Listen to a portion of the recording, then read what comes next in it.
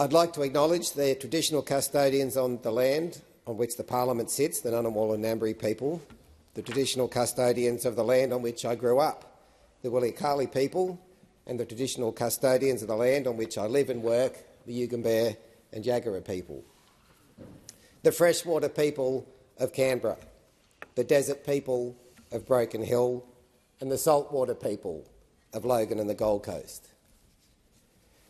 My two favourite organisations in Forde are Jindi Meeboon, an Aboriginal organisation who help with housing, community, language, everything, and Gilmore Space, a company about to launch the first Australian-made rocket ship.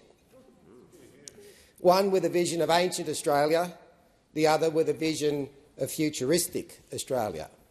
Together they represent Forde perfectly, just as Forde represents Australia perfectly. People have lived in Forde for tens of thousands of years. It was one of the first areas in Queensland to be colonised, as English and Germans like my family made an industry out of timber, cattle and sugarcane. Today we have one of the most multicultural communities in the world. Forde is ancient Australia, old Australia and modern Australia. Forde is a perfect snapshot of Australia.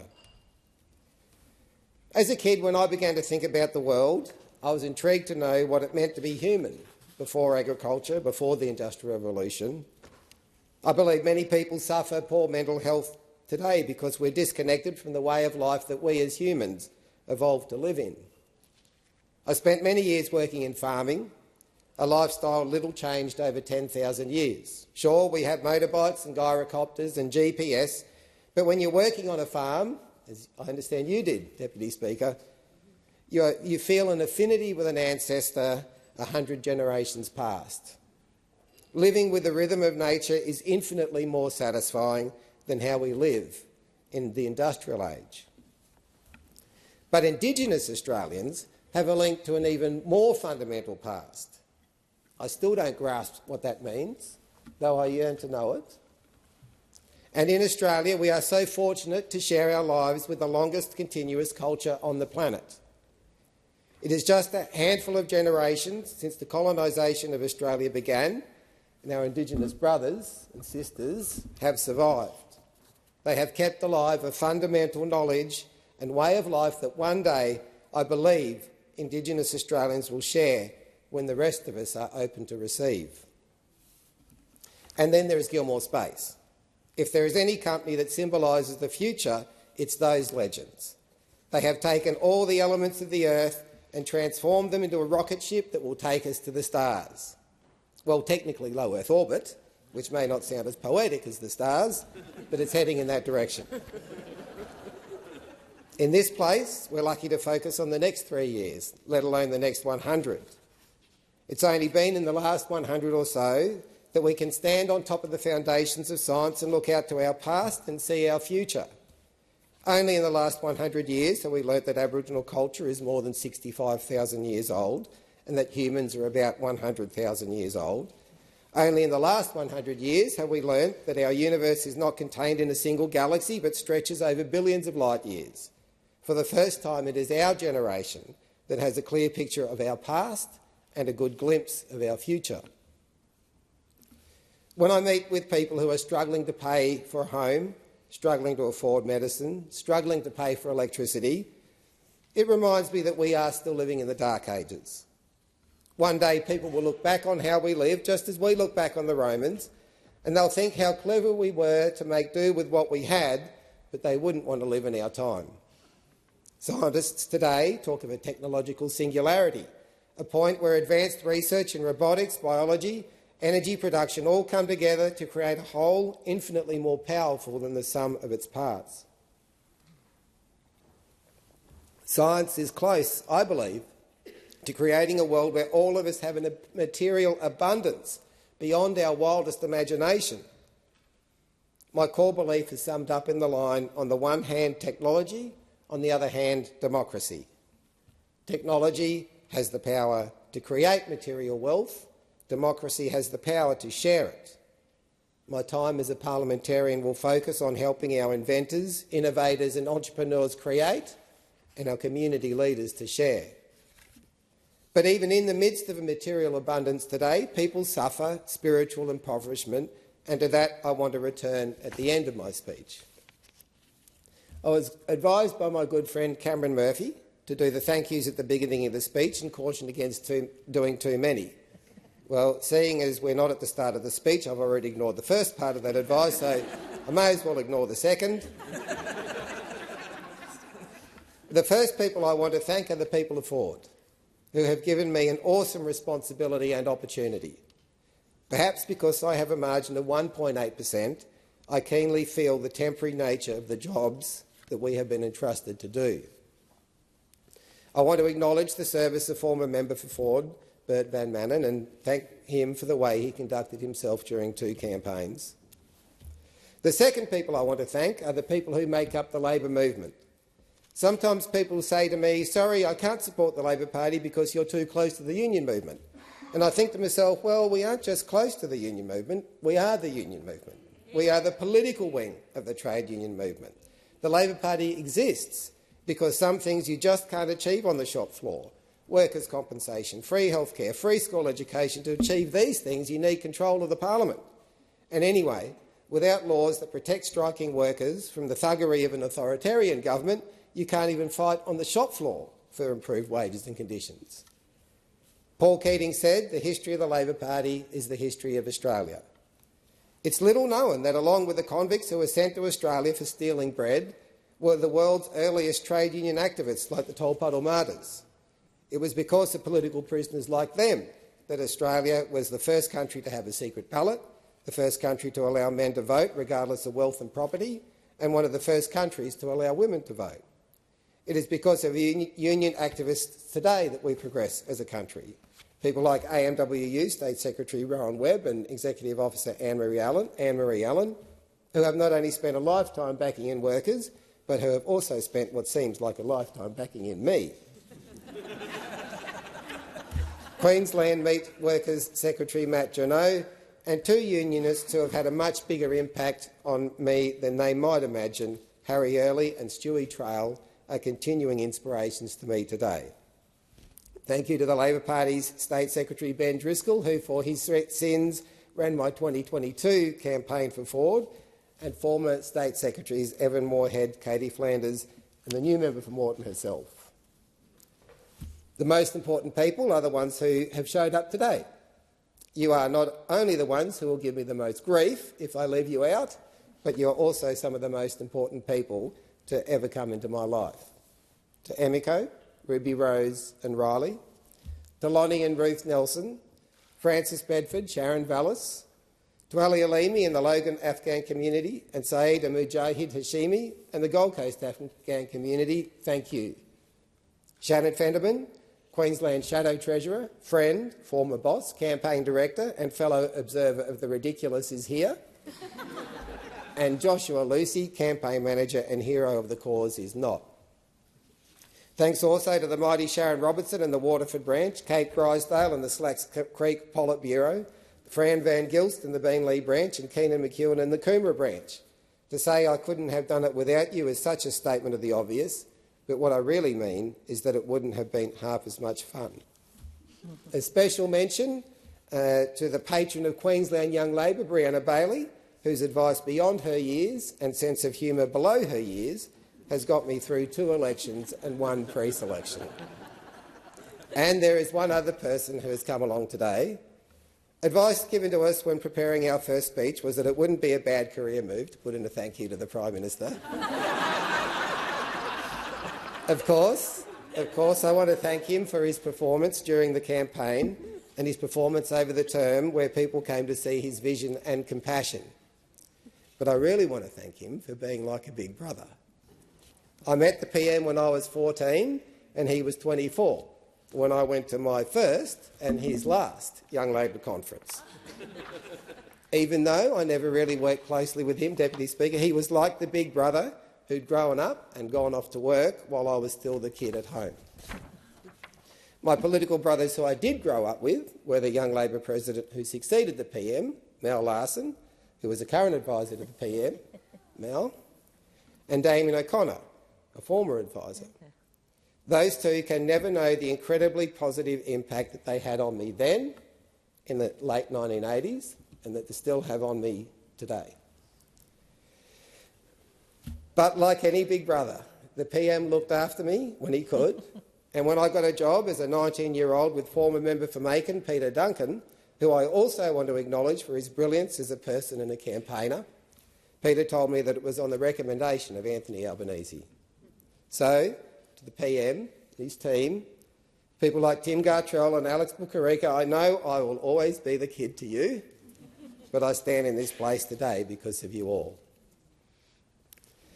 So while my core political belief is on the one hand technology and on the other hand democracy, it is rooted in my core political value, which I would like to explain in the context of my life. My dad met my mum in Mount Isa. I was born in Brisbane and I grew up in Broken Hill. While Barcaldine was the birthplace of the Labor movement, although New South Wales people will say it's Balmain, Broken Hill was for many years its spiritual home. As a kid, I got an interest in politics, sparked by the union's struggle for justice that I grew up around, and at the age of 14 I joined the party and went to my first Young Labor conference in Sydney. After school I moved to Adelaide, got a job working for Peter Duncan and the Keating government from its glorious beginning until its spectacular end in 1996. I went back to Broken Hill and, determined to see a world outside of politics, wanted to do as an apprenticeship as a fitter and machinist. I got a job as a labourer for a mining contractor where I got my ticket in the Metal Workers Union. Unfortunately, I couldn't fix the things I broke, and that job only lasted 6 months. And what followed was 2 years of looking for work and doing odd jobs. In the 90s, the national unemployment rate got up to 10%. It's hard to imagine it now, but those who were there remember what it was like. It was tough. In Broken Hill, like many regional communities, the unemployment rate was above 20%. 20% unemployment is depression-level unemployment. So when a job came up in an outback pub in Winaring, about 300 kilometres north-east of Broken Hill, I took it. From there I did some landmarking on a sheep station, and the next thing I knew I had a bike and a ute, a pack of working dogs, the will to win, and I became a station hand. The best job I ever had. It truly made me as a person. There's something about farm work. I learned a different set of values. My time in Labor politics had taught me collectivist values, that government has a solution to many problems. My time on outback stations taught me about personal responsibility and reliance on oneself. But it also taught me that you look after your neighbour. And in the drought of the early 2000s, if it wasn't for the government stepping in, all of those sheep and cows would have died, all of those farmers would have gone out of business. Then I turned 30 and met a woman, and we had a little baby. We moved to Tenterfield to be near her mum, and I got a job in a servo, flipping burgers and serving petrol. She gave me a book about a cashier at Woolies who got into self-improvement, got into sales and made millions. I started off thinking the book was a joke, but by the time I'd finished it, I was hooked. It wasn't the money. It was the idea that I had so much more power over my own emotions and my own destiny than I had known. There was one book I read, and I still remember it today, that talked about DEB and AAG, that you can live in denial, make excuses and blame others, or you can take action, be accountable and be grateful for what you already have. And I thought, well, that's fine for an able-bodied white guy like me, but what if I was born into real disadvantage? Wouldn't I have a right to make excuses and blame others? And I remember the night it hit me. I was scrubbing out the deep fryer at the servo in Tenterfield at 2 a.m. in the morning, and I had an epiphany. Someone has every right to make excuses and blame others, but what good does that do them? Because the moment you blame others is the moment you put the solution onto others, and it's the moment that you disempower yourself. That single night, above all others, is the scrubbing out the deep fryer, was where my political values were formed, where it all came together. Where the left takes a collectivist approach, we think we can solve other people's problems, which is partly true, but sometimes we on the left use that as an excuse not to empower the person with the problem to fix it themselves.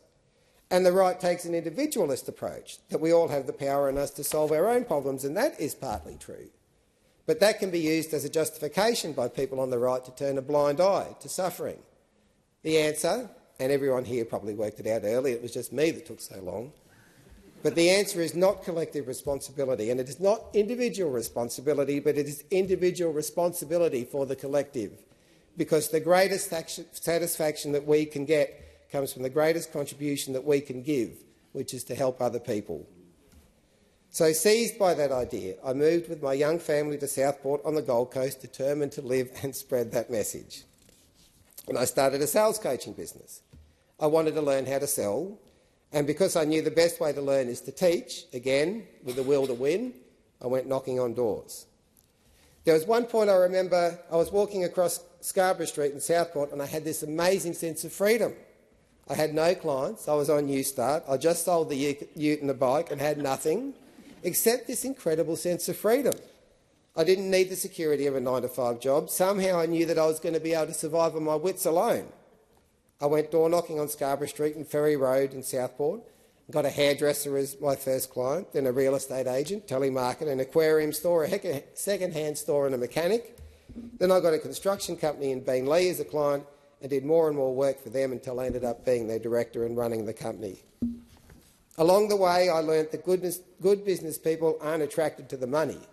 In fact, truly successful business people are more likely to live frugally, drive an old car, eat at home, holiday in Australia, but they have this amazing passion for an idea for something that helps other people. The money is a way of keeping score, but it's the act of creation, of following your passion and dream. That's what entrepreneurialism is. Because we are all different. We all have gifts that we have been given by our Creator. And as someone said, gifts are things that we give to other people. A life where we find and follow our passion is an indescribably fulfilling life, whether in business, politics, community service, raising a family, art, or doing all of those things at the same time. So here at the end of my speech, I return to the point I left off at the start, that in the midst of material wealth, many suffer from spiritual impoverishment. That is why I believe, on the one hand, technology, on the other hand, democracy. Building public housing like we used to, subsidising electricity like we used to, protecting our environment to keep our air and water clean, a health and welfare system that looks after the sick and vulnerable, and then, like Maslow's hierarchy, once those elemental needs are met, clean air, clean water, healthy food, shelter and energy, people can self-actualise. With an education system that mentors not just kids but adults as well, to find our passion and follow our dreams, we can become who our Creator intended. An education system that teaches life skills, learning things like living frugally and within your means, because for most people doing that is more than half the economic battle. None of us worked that out for ourselves. We all had mentors. We all had someone who showed us the way. That's what our education system should be about. These are the practical things that we can do as a parliament. If we get the material conditions right and mentor people to follow their dream and find their purpose, we get the spirit right too.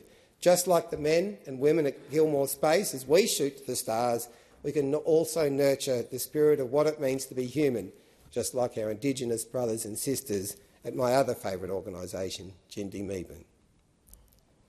So just to completely break the rule of thank yous in a first speech, I'd like to end with two more.